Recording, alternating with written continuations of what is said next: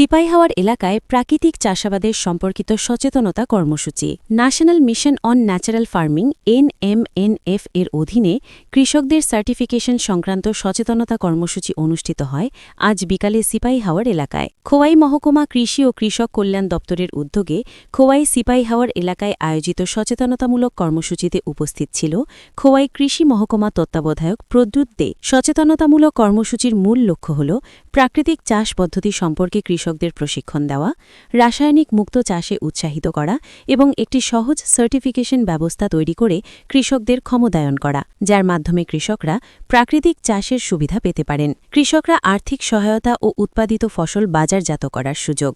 এই কর্মসূচিতে প্রশিক্ষণ, সক্ষমতা বৃদ্ধি ও ক্লাস্টার ভিত্তিক কার্যক্রমের ওপর জোর দেওয়া হয়। কৃষি ও কৃষক কল্যাণ দপ্তরের উদ্যোগে খোয়াই মহকুমা কৃষি ও কৃষক কল্যাণ দপ্তরে কৃষি মহকুমা এলাকায় 4টি ক্লাস্টার করা হয়েছে: সিপাহীহাওর, শান্তিনগর, গৌরনগর এবং উত্তর সিঙ্গিছড়া।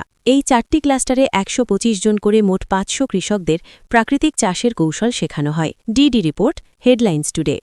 মহকুমাতে যে 4টা পঞ্চায়েতে আমরা প্রাকৃতিক চাষাবাদ শুরু করেছি। আজকে আমরা আছি সিপাহীহাওর, খোয়াই কৃষি মহকুমার অন্তর্গত সিপাহীহাওর ক্লাস্টারে, সিপাহীহাওর গ্রাম পঞ্চায়েত। তো আমাদের যেই প্রোগ্রাম স্টেট গভর্নমেন্টের, যে আমাদের এখানে এখন সার্টিফিকেশন শুরু হবে, যেটা গভর্নমেন্ট অফ ইন্ডিয়া থেকে এজেন্সি নিয়োগ করা হয়েছে এবং ওনারা এসে সার্টিফিকেশন শুরু করবে। তো সার্টিফিকেশনটা মানে একটা বিশাল জিনিস, যে এখানের এই কৃষকগণ একটা নিজের একটা আইডেন্টিটি পাচ্ছে এমন।